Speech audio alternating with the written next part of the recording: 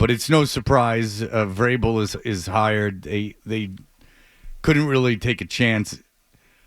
There's some people that are down on them because they didn't do a bunch of interviewing. They think that would have helped the organization because still the feeling is the Crafts really just don't know how to operate. Not that they're bad owners, they just are ignorant in how to operate an organization nowadays. In a post Belichick environment where he just took care of a lot of that. Right, so exactly. Now that we have to do it, how does one do that in 2025? Right, and so they had an opportunity with these coaching interviews to go and figure out how other organizations were doing it. However, they hired a guy that has worked for another organization, multiple organizations. Maybe this is the opportunity. They listen to him, and he helps them build out the front office. He's really worked with one organization. I mean, I count Cleveland last year. I count it. Well, he did a bang-up job then. If he was Cleveland on the is staff. the model of efficiency. Exactly.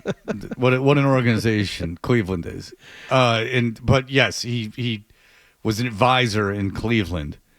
But really, Tennessee and Ohio State are the two places he's worked. They needed to hire him based on how they handled this whole thing. Obviously, they needed to get this done, and they got it done. The ceiling is certainly a lot higher than it would be. Not the ceiling. The floor is a lot higher. Vrabel, chances are, won't be an unmitigated disaster. He'll be the coach for at least 3 years. So you got that going, but this idea that this is a home run where nothing can go wrong, we'll see who he brings in as an offensive coordinator. You still have a quarterback you got to work with. The Danny Cannell way of thought that I found to be very compelling because he played in the pros and was a great college player is that it's more important to have a head of an organization that you can always find X's and O's guys, that there are plenty of guys out there that can draw up plays and be innovative. It's much harder to find a leader and someone that can work from the top of your organization and create a culture. And in that sense, Vrabel's a very good hire, but we'll see. He's had iffy success, so-so success in his previous place. He wasn't hired in the last coaching carousel, so we'll see. The great thing about it is what you were just saying, is that there's no collaboration anymore. That was the buzzword when they hired Gerard Mayo and all these first-year guys. Everyone's going to collaborate for a higher success. Well, it doesn't work. You need one guy in charge, one guy, and that's Mike Vrabel, unquestionably. Now, what do you mean in terms of charge of what? In charge of how the organization is going to be run, how head coach. No, that's not true. Well, no. Gerard Mayo was like, this guy is in charge of the offense. I know nothing about the offense. This guy's in charge of the offense. He's the head coach of the offense. You might have Josh McDaniels here as an offensive coordinator, but he will work as part of a larger way the organization is running under Mike Vrabel. Right. The difference will be in the front office, which is going to be very strange because Elliott Wolf is still going to maintain his position, but Vrabel's still bringing in his guy. So maybe Wolf will be in charge, but Vrabel's preferred guy is going to be working alongside him. So no one will be named general manager. That's what it looks like, yes. Okay, because I was thinking about this, is that people were talking about you could fire your general manager after the draft. And I can't remember which analyst we had on, someone who covers the NFL. They're like, yeah, because, they have a bunch of information they've been working on it all year. You can't fire them before the draft. And to that, I would think, no, you would have to fire him before the draft. You can't let a guy who's not going to be your GM run the draft. Now, you wouldn't fire your entire front office in the scouts and everything. Right. That would be impractical. Right. But you'd have to fire the GM. You've already seen it happen twice. Tennessee just did it, and so did the Raiders. But to think that the Jets. To think that this precious information would only be in possession of the GM that is on his way out is silly. There's so many people on that staff. Right. And that's all they do is write, well, it's not all they do, but a lot of what they do is write reports and share it with each other and pass this stuff around so that everybody knows everything about all these personnel decisions. Bottom line is you can't have a guy who's not going to be with the organization making the biggest decisions for your organization, running an entire draft. Ultimately, that's the most important thing in terms of choosing players, that it's more important than free agency. I mean, everyone can negotiate contracts, I suppose. Like running your draft, if you have a bunch of successful drafts in a row, chances are you're going to be a pretty good team. That's just very strange. Like, no, you would 100% fire the GM before the draft. You would fire the GM now. Right now, today, tomorrow is when you would fire the GM, and you would bring in your own guy. Again, you don't blow out the whole scouting staff. That's impractical anyway. You can't ask a GM in 2 months to hire a whole scouting staff and get all that information done. You'd keep guys around through this process, but you'd absolutely fire your GM now. And I don't know if Elliot Wolf is a good GM or not, so I have no opinion on them keeping him. But if Mike Vrabel, if they're not going to name anyone GM, but I will tell you this, if they're not going to name anyone GM, they keep Elliot Wolf and Mike Vrabel brings quote-unquote his own guy in, that sounds like a recipe for something not to go well. Exactly. Again, we're back to collaboration. There's not one guy really in charge. You know, I'm sure Ryan Cowden is a good guy to have. I mean, he was a front office advisor last year. Was an interim GM when Vrabel was there, and he basically was the reason Vrabel didn't see eye to eye with Tennessee. He wanted this guy as his general manager, and the Tennessee owner hired the guy that they just fired, Red Carthon. So, I mean, that was the reason he left. So, Vrabel got his guy, but his guy's not in charge. It's very strange. Yeah. Andrew Callahan spoke with a bunch of people after the announcement yesterday. One source called him one of the most brilliant minds I've ever had the pleasure of working with. Extremely hard worker, but incredibly efficient. Passion for the game is evident. However, he has strong beliefs that can hinder progress if everyone isn't aligned. Despite that, great to see him up close personally, given things I've said about him over the years. That's somebody who worked with him in Cleveland. He's one of the most brilliant minds. Brilliant minds. Here's another one. Different source. Clear vision. Great hire. Great leader with a high football IQ. Clear vision for how he wants his football team to look and play. Should attract a lot of good coaches to his staff. Front office executives said that, and he said they have a young quarterback that can play. Oh, that's who said that? They must have really found a guy with his ear to the ground. This one I thought was interesting because it's a Patriots source. They said, excited, unselfishly, I think it's a great move for the franchise. Could mean big changes for a lot of people I like working with, though, which would be tough. Yeah, he's got a real propensity for blondes. Oh, okay, so he's going to just change out the secretaries, all the girls that in the typing pool. Yeah. He's going to get rid of them. Typing pool. He's going to change out all the ladies in the phone room.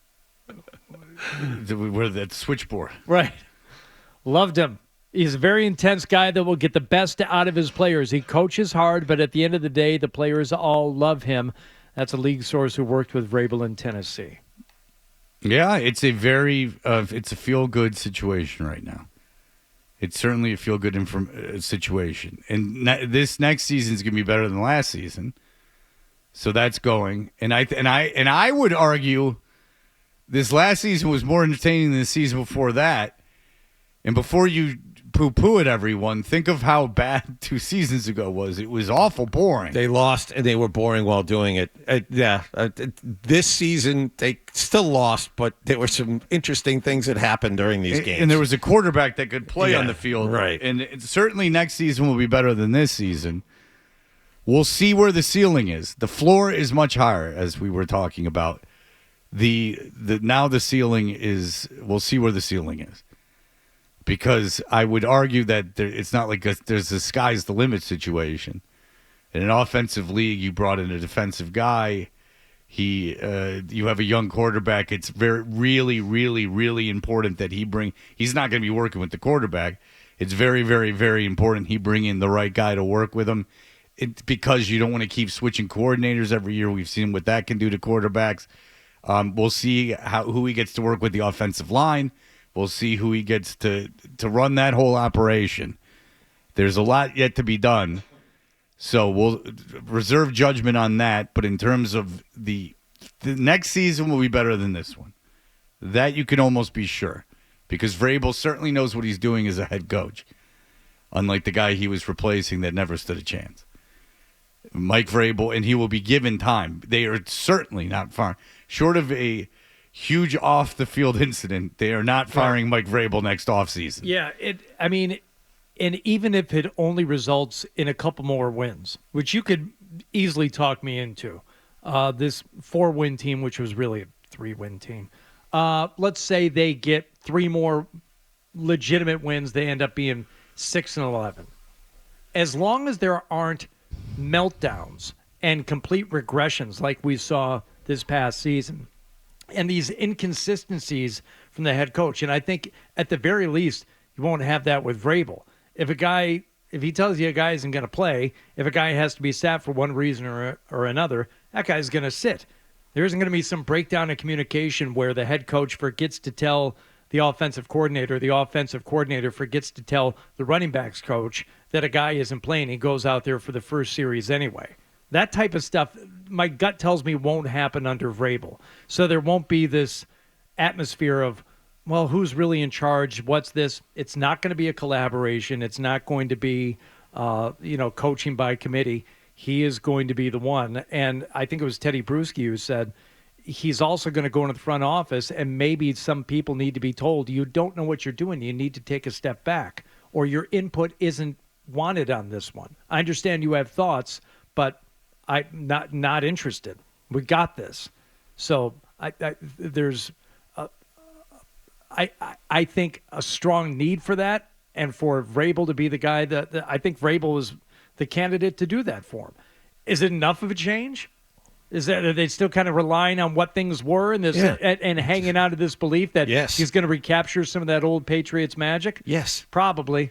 No probably about it. That's absolutely the case. They haven't moved on. They've just kind of changed tactics a little bit. Yeah. I don't think it's going to be a hindrance, though. You can have that. You can have that wish. You can have that belief. We all know there's no basis in reality for any of it. So what? That's just sentimentality. You're just romanticizing, what that era was about. What it was about was Tom Brady and Bill Belichick and a bunch of other good players, and they're all gone. So now you got a guy from that era, one of those players who is now going to be a coach. Okay, so what? What does it mean? The fact that he was here before doesn't mean all that much to me, other than he knows what the media and the fans are like around here, and he knows the owner. Press conference would be a little more fun, anyway, if nothing else. Why? He's a smart ass. He's funny to listen to. He's not boring, I guess is my point. Oh, I assure you the press conferences will be boring. That I can assure you. There's never a good press conference. Even when you get like Joe Mazzulla, we attach ourselves to the highlights, and the wild things that he says, but 90% of it is a snooze. 99% of it is very boring. Yeah, press conferences are awful. Yeah, he's not gonna. Those aren't gonna be any fun. I can assure you that. No fun there. But yes, so another Patriot great is now associated with the team. And you know this for sure. Robert Kraft likes the guys he likes. If you to know Robert Kraft is to get a job from Robert Kraft. There's no question about it. If you like that clip, and how could you not? Check out more videos from Toucher and Hardy here. Point slightly up and to the left.